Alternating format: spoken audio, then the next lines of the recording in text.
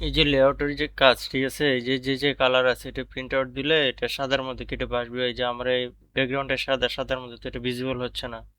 যে ক্লিক দিলে আর হয়ে যে কি কালার।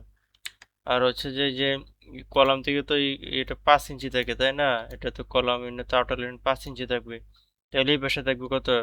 12, 7 + 12, এদিকে থাকবে 7, কিন্তু এটা মিডিলে হয়ে গেছে। সেন্টার লাইন কিভাবে হয়?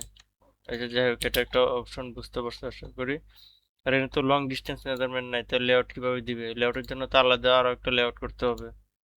35 ফিট না, ওই যে যুগ বিয়োগ করে পরে আবার বের করতে হবে লেআউটের সময়, খুব প্যারা না এগুলা।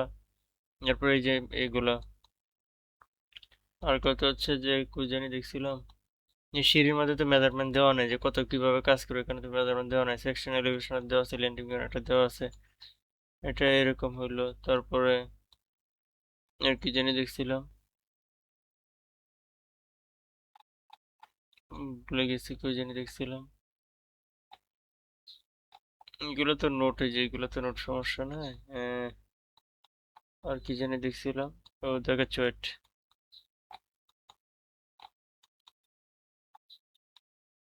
যে একটার উপরে এই যে এইগুলো হয়ে গেছে আর কি, এইগুলো হয়ে গেছে। ফাইলটা আবার সুন্দর করে চেক দিতে হবে। এখন লেআউটের কাগজ আরো বাড়াইতে হবে নাকি? লেআউটের কাগজ অবশ্যই বাড়ানো উচিত। যে লেআউটের কাগজ বাড়াই দেওয়া আরো সুন্দর করে চিহ্নিত করে, ডিটেলস মেজারমেন্ট সব বাড়াই দিতে হবে। এরপরে এদিকে আছে উত্তর, এদিকে উত্তর হইলে, আর এখানে আছে এই যে equipment কই, এই পাশে আছে উত্তর, তাহলে কি সমস্যা নেই যে এখানে উত্তর আর এই পাশে হচ্ছে উত্তর। এই যে 1409 স্কোয়ার ফিট, এইগুলো আরো দিকে দিকে সুন্দর করে আবার এ করে দিতে হবে। এই যে বিষয়